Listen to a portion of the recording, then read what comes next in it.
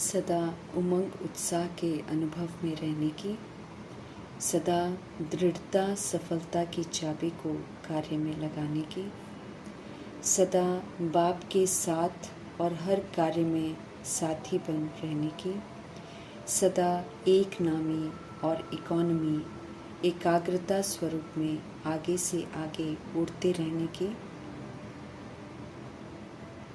बाप दादा का विशेष बच्चा बनने की, अव्यक्त बाप दादा की हम आत्माओं के लिए आज की अव्यक्त मुरली से शिक्षा है। वरदाता परमपिता परमात्मा हम आत्माओं को वरदान देते हैं कि ये जो हद की दुनियावी इच्छाएं हैं, दैहिक इच्छाएं हैं, इसका त्याग करो, तब सच्चे तपस्वी मूर्त बनेंगे। क्योंकि जब तक ये हद की इच्छाएं हैं तब तक ये हमको कभी अच्छा बनने ही नहीं देंगे, तपस्या वो तो करने ही नहीं देंगे। जबकि समय है सच्चा तपस्वी मूर्त बनने का, तो इच्छा रूपी ये जो विघन है इसका हमको ज़रूर त्याग करना है। स्पष्ट करते हैं बाप दादा कि हद की इच्छाएं जो हैं इनको त्याग कर सच्चे सच्चे तपस्वी मूर्त बनो। फिर बाबा स्पष्ट करते हैं कि तपस्वी मूर्त अर्थात हद के इच्छा मात्रम अविद्या रूप, तपस्वी रूप जो है, तपस्वी मूर्त जो है वो रूप है जहाँ पर इच्छा मात्रम अविद्या हो जाती है। माना इच्छा होती क्या है, इससे आत्मा विस्मृत हो जाती है। उसको किसी भी तरह की इच्छा शब्द से ही वो अनजान हो जाती है, तब कहलाता है वो तपस्वी मूर्त। हम आत्माओं को तपस्या करनी है सतोगुणी और सतयुगी बनने की। हम आत्माओं को तपस्या करनी है सारे गुणों से संपन्न बनकर संपूर्ण निर्विकारी बनने की, बेदाग हीरा बनने की, मर्यादा पुरुषोत्तम बनने की, संपूर्ण अहिंसक बनने की। तो जब तक हमारे मन में इच्छाएं होंगी दुनिया की और दैहिक इच्छाएं, तो वो तो हमको ऐसा वाला पुरुषार्थ करने ही नहीं देंगे, तपस्वी मूर्त हमको बनने ही नहीं देंगे। और जब तक हमारी इच्छाएं पूरी नहीं हुई हैं, हम अपनी ही इच्छाओं में अटके हुए हैं, तो फिर हम दूसरों की इच्छाएं कहाँ से पूरी कर सकेंगे? हम विश्व कल्याण का कार्य कैसे कर सकेंगे? मीठे परमात्मा स्पष्ट करते हैं कि जो आत्माएं लेने का संकल्प करती हैं वो तो फिर अल्प काल के लिए ही लेती हैं ना। अगर दुनिया की कोई चीज़ लेने का संकल्प करती हैं तो फिर वो तो थोड़े समय के लिए ही लेती हैं, लेकिन जो सदा काल का भाग्य है उसको तो गवा देती हैं। अभी समय है सदा काल का भाग्य बनाने का, और इस सदा काल के भाग्य बनाने के समय में अगर हम छोटी छोटी इच्छाओं के पीछे भागते रहेंगे तो फिर तो हम सदा काल का जो भाग्य है वो तो गवा दिया हमने। हम तो अल्प काल के पीछे ही भागते रह गए। ये तो इच्छाएं तो कभी पूरी नहीं होती हैं। एक इच्छा पूरी हुई, दूसरी इच्छा शुरू हो जाएगी, फिर तीसरी, फिर चौथी, ये तो यूं ही हम लगे रहेंगे, बाबा कहते हैं। तो फिर सदा काल का तो हमने गवा दिया।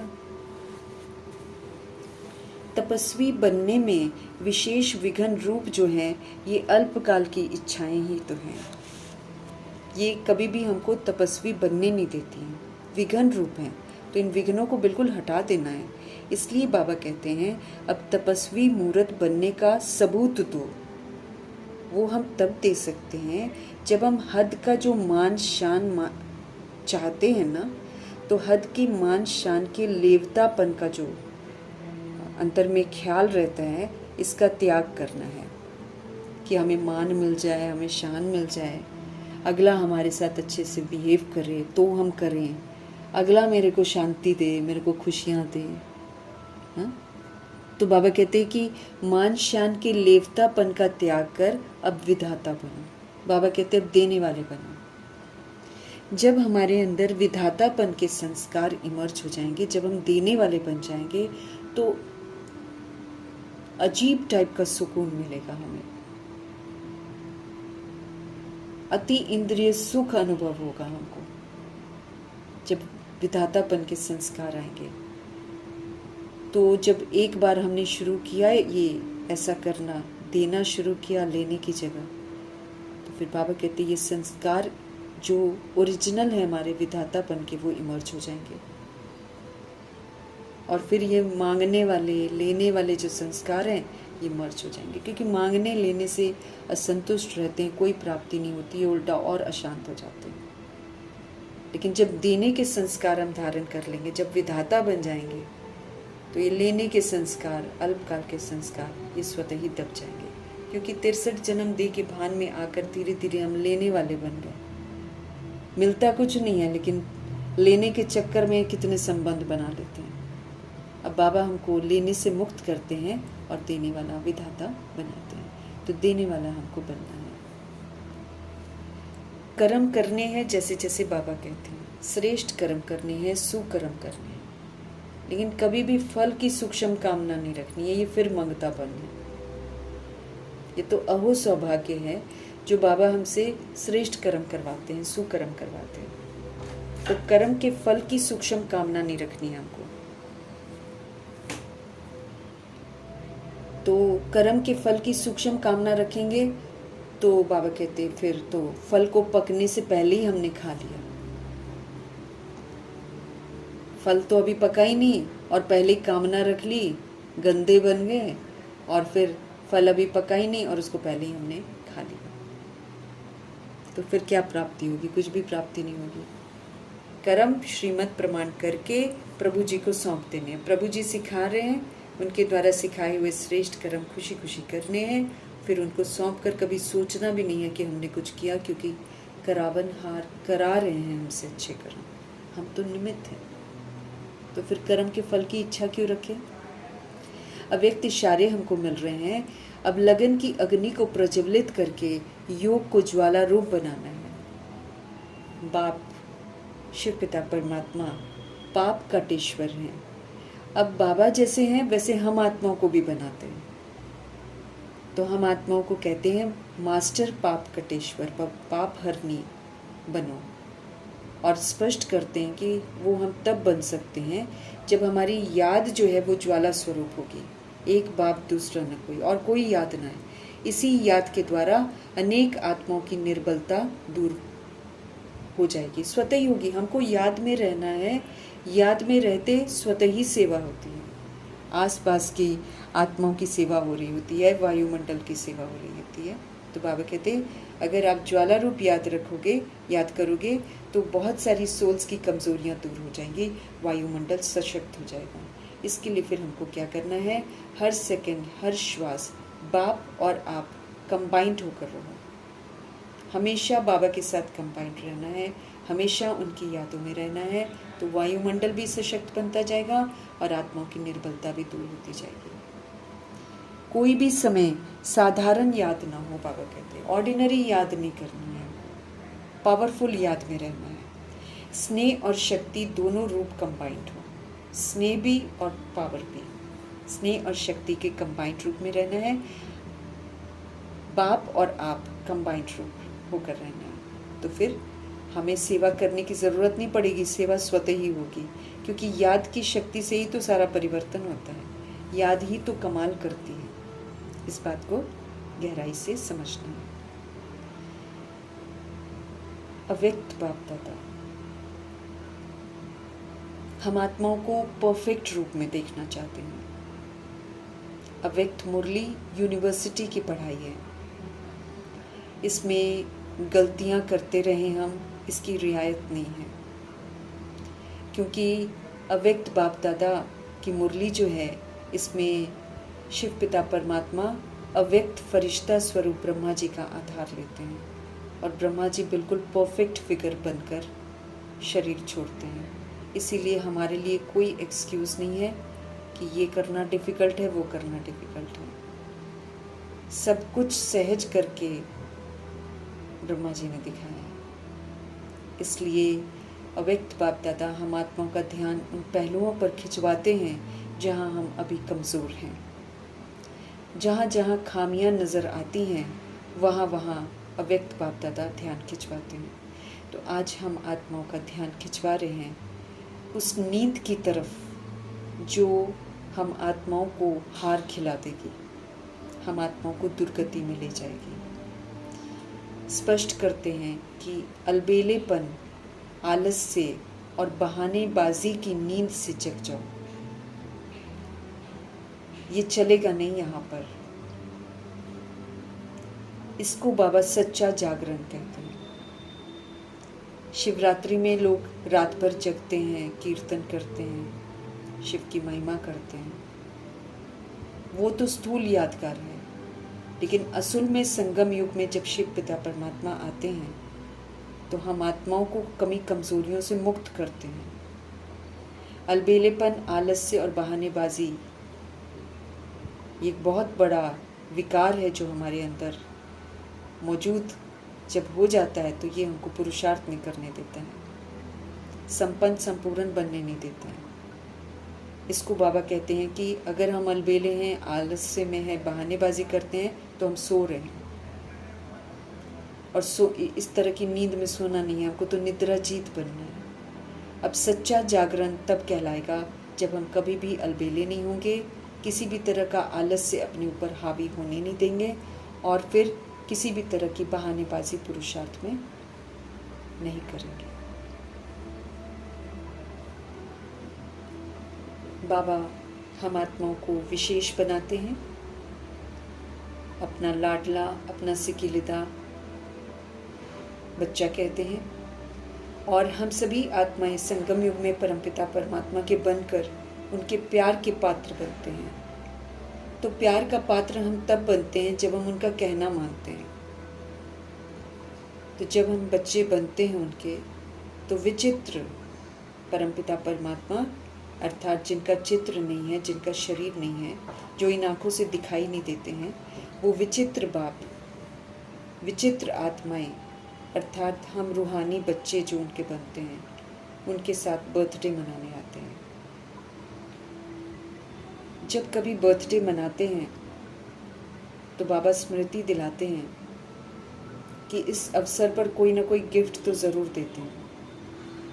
तो इस बर्थडे में भगवान हमारी खामियों को छोड़ने की समझ देते हैं। पहले तो ध्यान खिंचवाते हैं कि हम कहाँ गलत करते हैं, और फिर गलतियों की तरफ ध्यान खिंचवा के फिर वो कहते हैं कि अब इन गलतियों को छोड़ो।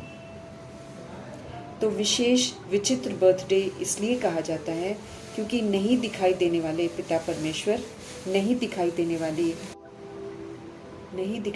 वाली आत्माओं का बर्थडे मनाते हैं, क्योंकि आत्मा ही परमात्मा का बच्चा है। तो जब हमें शिव पिता परमात्मा का संदेश मिलता है और हम जगते हैं, उनको जानते हैं, तो वो हमारा जन्मदिन कहलाता है। तो शिवरात्रि ही और शिव जयंती ही वो दिन है जिस दिन बाप और बच्चों का इकट्ठा जन्मदिन मनाया जाता है। दैहिक बर्थडे तो हम कैंसिल कर देते हैं क्योंकि वो विकारी बर्थडे है, वो देह का बर्थडे है, हम हैं आत्मा। तो ये जो बर्थडे है शिव पिता परमात्मा के साथ बच्चों का, ये सारे कल्प में बाबा कहते हैं किसी और का नहीं होता है। बाप और बच्चों का जन्मदिन एक ही दिन। ये तो अलौकिक बर्थडे, दिव्य बर्थडे जो है सिर्फ संगम युग पर होता है। तो हम सभी आत्माएं सभा में जाकर बाबा के साथ जन्मदिन मनाते हैं। सारे कल्प में परमात्म बाप और परमात्म बच्चों का इतना अथाह प्यार है कि जन्म भी बाप के साथ है, फिर बाप को अकेला विश्व परिवर्तन का कार्य नहीं करना पड़ता है, क्योंकि सुंदर से विश्व परिवर्तन के कार्य में शिव पिता परमात्मा हम आत्माओं को भी शामिल करते हैं। तो हम आत्माएं भी विश्व परिवर्तन का कार्य करते हैं। ये अलौकिक साथ रहने का जो प्यार है, ये साथी बनने का जो प्यार है, इस संगम पर ही हम अनुभव कर सकते हैं भगवान के साथ। बाकी समय में तो हमको कोई जानकारी नहीं है, इस समय हमको हर बात की जानकारी है। तो बाप और बच्चों का बहुत गहरा प्यार है। जन्म भी साथ हैं, हम सब संगम युग में रहते भी बाबा के साथ हैं, और फिर उमंग उत्साह में रहते हुए बाबा के साथ कंबाइंड रहते हुए विश्व कल्याण के कार्य में मददगार बनते हैं। और फिर आगे भी जो जाना है वो भी हम साथ ही चलेंगे। ये वायदा हमने करा है कि स्वीट होम हम शिव पिता परमात्मा जी के साथ ही जाएंगे। तो इतना प्यार कि संगम में भी साथ रहना है, जन्म भी साथ है और फिर जाएंगे भी साथ, कार्य भी जो बाबा कर रहे हैं उसी कार्य में हम मददगार बनेंगे। तो इतना प्यार तो बाबा कहते कोई और बाप बच्चों में नहीं, पूरे कल्प में नहीं होता है। कहाँ भी हो, कोई भी बच्चा कैसा भी हो, बाबा के साथ शिव जयंती वाले दिन जन्मदिन भी मनाता है और फिर साथ चलने का पुरुषार्थ भी करता है। तो ये विचित्र और प्यारे से प्यारा जन्मदिन है। कहीं भी रहकर हम शिव पिता परमात्मा के साथ मना सकते हैं, चाहे हम सम्मुख मनाएं, चाहे हम देश विदेश में जहाँ कहीं भी हम रहते हैं वहाँ पर भी रहकर उस दिन हम बाबा के साथ अपना बर्थडे मनाते हैं। सभी आत्माओं को उमंग उत्साह में देखकर बाबा खुश होते हैं। जब देखते हैं कि बच्चे कहते हैं वाह बाबा, वाह बाबा, वाह बर्थडे का गीत गाते हैं, तो बाबा भी जब स्विच खोलते हैं अपनी टीवी का तो चारों ओर की आवाज़, दिल की आवाज़, उमंग उत्साह की आवाज़ बाप दादा के कानों में सुनाई देती है। तो हम आत्माओं का उत्साह देखकर तो बाबा भी दिव्य जन्म की पदम पदम गुना बधाइयाँ देते हैं। उत्सव का अर्थ ही है उमंग उत्साह में रहना। तो हमारे लिए तो हर दिन उत्सव है, क्योंकि हर दिन हम प्रभु के साथ बिताते हैं, तो हर दिन सेलिब्रेशन है। इसलिए हर दिन उमंग उत्साह से उत्सव मना रहे हैं। फिर बाबा कहते फिर नाम भी सबने भक्तों ने शिवरात्रि रखा है ना। और फिर यादगार जब बनाया है तो फिर जो विधियाँ अपनाई हैं वो भी हूबहू कॉपी कर रखी हैं। हम करते हैं सूक्ष्म विधि से, वो करते हैं स्थूल विधि से। तो ज्ञान और प्रेम रूप में हम सब मनाते हैं और वो सब जो है शिवलिंग बनाते हैं और श्रद्धा के रूप में सेलिब्रेट करते हैं शिवरात्रि। भावना होती है, उसमें श्रद्धा होती है। बाबा कहते हैं चूंकि हम लोग सब ज्ञान और प्रेम रूप में मनाते हैं ना, तो वो भी उमंग उत्साह से मनाते हैं।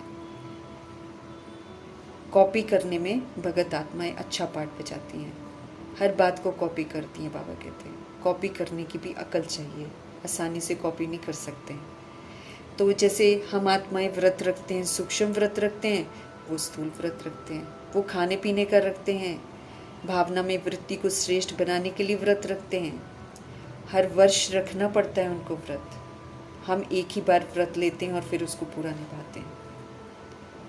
हम हर साल व्रत नहीं करते हैं, हम एक बार व्रत लेते हैं फिर उसको पूरा संगम युग निभाते हैं।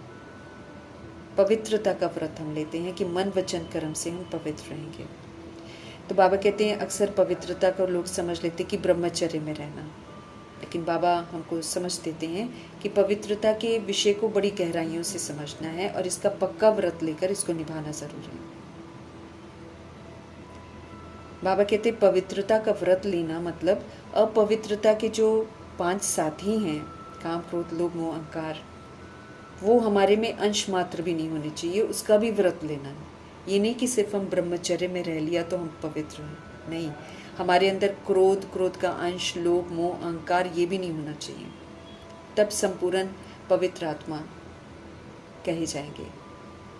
तो हम आत्माओं को पवित्रता की परिभाषा की तरफ ध्यान खिंचवा रहे हैं। समझ देते हैं कि पवित्रता जो है वो ब्राह्मण जन्म की प्रॉपर्टी है, वो पर्सनालिटी है, वो रॉयल्टी है। अगर ये नहीं है तो कुछ भी नहीं है। तो इसलिए हमको चेक करना है कि मुख्य पवित्रता के ऊपर, अर्थात काम विकार में नहीं जाना है। इस पर तो हम ध्यान देते हैं, अटेंशन रखते हैं, लेकिन हमें ध्यान देना है संपूर्ण पवित्रता की तरफ। उन अपवित्रता के साथी जो हैं उनको हल्का नहीं छोड़ना है, उनको छुट्टी नहीं देनी है। ये नहीं कि हम ब्रह्मचर्य में रह रहे हैं, बाकी हम क्रोध कर सकते हैं, लोभ कर सकते हैं, मोह कर सकते हैं, अहंकार कर सकते हैं, नहीं। बाबा स्पष्ट करते हैं ब्रह्मचर्य के साथ साथ हमको ब्रह्मचारी भी बनना है। जैसे ब्रह्मा जी करते हैं, पूरी पवित्रता को धारण करते हैं मन वचन कर्म की, ऐसे ही हमको भी पूरा व्रत पालन करना है। बाबा स्पष्ट करते हैं कि रूरिहान में आत्माएं जो हैं तरह तरह की बातें करती रहती हैं, कहती हैं कि वैसे तो हम नहीं अपवित्र बनते हैं, लेकिन मनसा संकल्प में कभी कभी आ जाता है, वाचा में नहीं आते हैं। मनसा को तो कोई देखता नहीं है, इसलिए मनसा में आ जाता है बस। छोटे छोटे बाल बच्चों से प्यार करते हैं, अपवित्रता के बाल बच्चों से, तो बाबा कहते हैं इन चारों से भी फिर प्यार हो जाता है, क्रोध भी आ जाता है, मोह भी आ जाता है, फिर कहते हैं हम चाहते नहीं थे लेकिन आ गया। तो बाप दादा हम आत्मा को स्पष्ट करते हैं कि कोई भी अगर आता है, कोई भी विकार, अपवित्रता अगर हमारे अंदर आती है तो हमारी गलती है, क्योंकि हमने दरवाज़ा खोल रखा है। हमारा तो दरवाज़ा बंद हो जाना चाहिए विकारों के लिए, एक भी अंदर प्रवेश नहीं करना चाहिए। कमज़ोरी का दरवाज़ा तो खोलना ही नहीं है। कमज़ोरी का दरवाज़ा खुला रखना मतलब वो तो आएंगी ही आएंगी, उनको इनवाइट करना। तो दरवाजे बिल्कुल बंद होने चाहिए, फिर ये कभी भी हमारे अंदर नहीं आएगी। तो बाबा अपना बर्थडे हमारे साथ तो मना रहे हैं, लेकिन बाबा कहते जो जन्म लेते ही व्रत का वायदा किया है, पवित्र भव, योगी भव, उसकी गहराइयों को समझकर उस वरदान को फलीभूत करना है, उसको कभी भी भूलना नहीं है। पवित्र भव का वरदान एक का नहीं दिया है, बाबा कहते 5 का दिया है, काम क्रोध लोभ मोह अहंकार का। तो इसीलिए बाप दादा चाहते हैं कि बर्थडे मनाने तो हम आए हैं, बाबा भी आए हैं, तो शिवरात्रि मनाने आए हैं, तो बर्थडे में सौगात जो देते हैं ना, उस सौगात में बाबा कहते हैं ये सूक्ष्म जो अपवित्रता है इसका संपूर्ण त्याग करो। स्थापना के कर्तव्य में हम सभी आत्माएं बाबा के साथी हैं ना, तो चाहे पहली बार आए हो चाहे पहले से आए हो, जो भी आत्माएं आती हैं सभी की सभी बाबा के साथ साथी बनती हैं विश्व कल्याण के कार्य में। तो कोई भी छोटी मोटी भी बुराई या कमी जो है वो शोभती नहीं है। हम अपने आप को पुरुषार्थी कुमार नहीं कहते हैं, पुरुषार्थी कुमारी नहीं कहते, हम ब्रह्मा कुमार ब्रह्मा कुमारी कहते हैं। तो इस टाइटल की अहमियत को समझना है और फिर ब्रह्मचर्य के साथ ब्रह्मचारी ज़रूर बनना है। अपने आप को कहीं भी ढीला नहीं छोड़ना है, साथ ही रहेंगे, साथ चलेंगे, कंबाइंड रहेंगे। तो कंबाइंड कैसे रहेंगे, बाबा ध्यान खिंचवाते हैं, तो फिर तो हमको बाप समान बनना है। बाप समान शुभ भावना, शुभकामनाधारी, विश्व कल्याणकारी, परोपकारी, क्षमाशील, रहमदिल, संपूर्ण पवित्र तो बनना ही पड़ेगा हमें। ऐसे तो नहीं कि यूं ही हम चले जाएंगे। ब्रह्मचर्य के साथ ब्रह्मचारी का जब हम पूरा करेंगे तब फिर बाबा वर्षों के बारे में बता रहे हैं कि किस तरह वर्ष बीतते ही चले जा रहे हैं और इतने समय से बाबा सेवा कर रहे हैं। तो जैसे वर्ष आता है तो उसका हम सम्मान समारोह मनाते हैं, तो बाबा कहते हैं कि अब ये जो सौगात है ये देकर ये वाला जो सेलिब्रेट करना है ना शिवरात्रि, इसको इस विधि से बनाओ। ये जो स्थूल बाबा कहते गिफ्ट देते हैं वो तो देते रहते हैं, लेकिन बाप दादा की शुभ आशा है, अपनी आशाओं के दीपक के प्रति उस शुभ आशा को पूरा करना है। बाबा कहते जो शुभ आशा बाबा की है उसको एक कान से सुनकर दिल में समाना है। ये नहीं कि एक कान से सुना तो दूसरे कान से निकाल दें, नहीं, उसको दिल में समाना है और फिर उसको पूरा भी करना है। तो बाबा कहते बाबा स्पष्ट कर रहे हैं कि उनकी शुभ इच्छा क्या है। ध्यान खिंचवा रहे हैं बाबा कि उन्होंने बच्चों में अलबेलापन, आलस्य और बहानेबाजी के खेल बहुत देखे हैं। इतने लंबे अरसे से बाबा ये खेल देख रहे हैं, लेकिन बाबा कहते हैं आज के दिन जैसे भगत जागरण करते हैं, सोते नहीं हैं, तो बाबा के जागरण चाहते हैं कि हम आत्माएं भी जागरण करें, हम आत्माएं भी नींद से जगें। घड़ी घड़ी अलबेले बनकर, आलस करके, बहानेबाजी करके सो जाते हैं, तो ये सोना आप बंद करें। तो इन 3 बातों का बाबा के जागरण देखना चाहते हैं। तो बाबा ने देखा है कि कभी क्रोध आ जाता है, कभी अभिमान आ जाता है, कभी लोभ आ जाता है। फिर बाबा को कारण बताते हैं, बाबा कारण तो सुनना ही नहीं चाहते हैं। बाबा कहते हैं एक ही ट्रेडमार्क बार बार दिखाई देता है, वही बातें बार बार कहते हैं। अलबेले होते हैं तो कहेंगे चलता है, पता नहीं किसने चलाया। बाबा कहते मैंने तो चलाया नहीं, अपने आप चला लेते हैं और फिर बोलते हैं ये तो चलता ही है, ये कोई नई बात थोड़ी है, ये होता है, ये क्या है, महारथी भी ऐसे ही करते हैं, इस तरह के बहाने भी मार देते हैं। अब बाबा कहते हैं कि जब भी कोई आत्मा गलती करती है वो उस समय महारथी नहीं होती है। इस बात को कोई नहीं समझता है, बस ये कह देते हैं कि महारथी भी करते हैं इसलिए हमने किया तो क्या किया, हमने थोड़ी कोई रॉन्ग किया। तो ऐसे करके बाबा कहते हैं मेजॉरिटी क्रोध से बचने के लिए ये किया ना, उसने किया ना, ऐसा हुआ ना, इसलिए क्रोध आया, मैंने रॉन्ग किया वो नहीं कहेंगे कभी भी, लेकिन उसकी वजह से, इसकी वजह से दूसरों पर दोष रखकर अपने आप को छुड़ाने की कोशिश करते हैं। तो बाबा को ये चीज़ें पसंद नहीं है। बाप की श्रीमत, बाबा कहते हैं बाप जो कहते हैं वो नहीं सुनते हैं, लोग जो कहते हैं, लोग जो डिस्टर्ब करते हैं उससे डिस्टर्ब होकर गलत काम कर देते हैं। बाप की श्रीमत तो यही है ना कि क्रोध नहीं करना है, क्रोध को ख़त्म करो, फिर कोई क्रोध कैसे दिला सकता है? तो श्रीमत याद रहनी चाहिए ना कि बाबा ने बोला क्रोध दिलाएंगे, लेकिन हमको क्रोध ही तो नहीं करना है। यही तो बाप की श्रीमत है। श्रीमत याद नहीं रहती है, बाबा का कहना याद नहीं रहता है, लेकिन जिसने क्रोध किया, उसने क्रोध दिला दिया, उसके वशीभूत हो जाते हैं, उसके गुलाम हो जाते हैं। क्रोध का बच्चा रोग को यूज़ करते हैं भिन्न भिन्न तरीके से।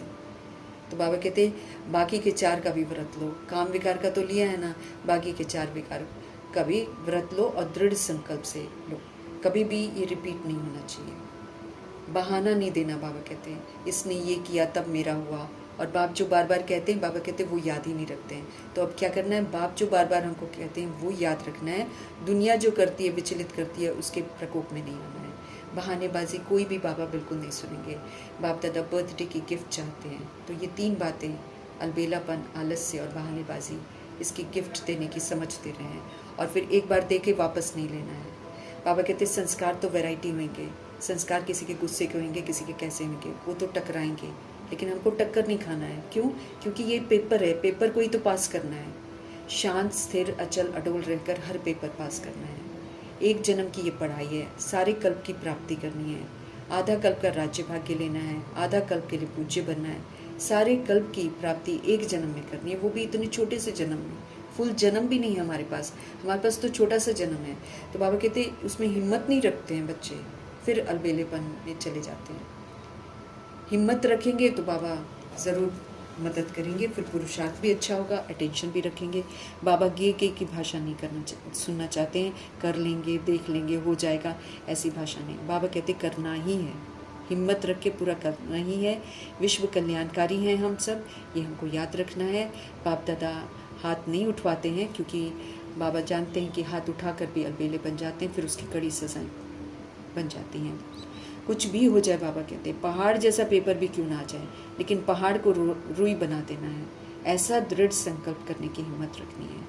बाबा को खुश कर देते हैं समय समय पर संकल्प करते हुए, लेकिन बाबा कहते हैं कि अब उसको फलीभूत भी करो। बाप दादा देख रहे हैं कि अब समय का कोई भरोसा नहीं है। ज्ञान के आधार पर हर पुरुषार्थ की बात में बहुत काल का हिसाब चाहिए। कम से कम 100-200 पेपर पास करेंगे, तब जाकर माना जाएगा कि हाँ ये मास्टर सर्वशक्तिवान है या सर्वगुणों से संपन्न है। 1-2 करने से नहीं होगा, इसलिए बहुत काल का हिसाब चाहिए, क्योंकि 2500 वर्ष की राजधानी की प्रारब्ध है। तो बहुत काल के पेपरों को पास करेंगे तब तो बहुत काल का वर्षा लेंगे। अभी अभी कर लेंगे, परंतु बहुत काल का हिसाब है, क्योंकि प्राप्ति हर एक यही चाहता है ना। अभी बाबा कहते हैं राम सीता में तो कोई नहीं हाथ उठाता है, राम सीता कोई बनना नहीं चाहता। तो लक्ष्मी नारायण के घराने में अगर आना है तो बहुत काल का भाग्य है, वो बहुत काल के भाग्य के लिए फिर बहुत काल का राज्य भाग्य अगर प्राप्त करना तो बहुत काल का पुरुषार्थ करके प्रारब्ध भी तो बनानी है, बहुत काल की परीक्षाओं में जीत भी तो हासिल करनी है, 63 जन्म के बहुत काल के संस्कारों को ख़त्म भी तो करना है। फिर बाबा कहते हैं 63 जन्मों के संस्कारों को यूज़ करके फिर कहते हैं हमारा भाव नहीं था, हमारा भावना नहीं थी। बाबा कहते हैं ये थोड़ी देखा जाएगा। बहुत काल के संस्कारों को ख़त्म करने के लिए बहुत काल की परीक्षाओं को पास करके हमको जीतना है। तो बाप दादा चाहते हैं कि हमारे संकल्पों में दृढ़ता होनी चाहिए। दृढ़ता की बहुत कमी हो जाती है, हो जाएगा, चलता है, चलने दो, कौन बना है। और एक दो को बहुत अच्छी बातें सबको आती सुनाते रहते हैं।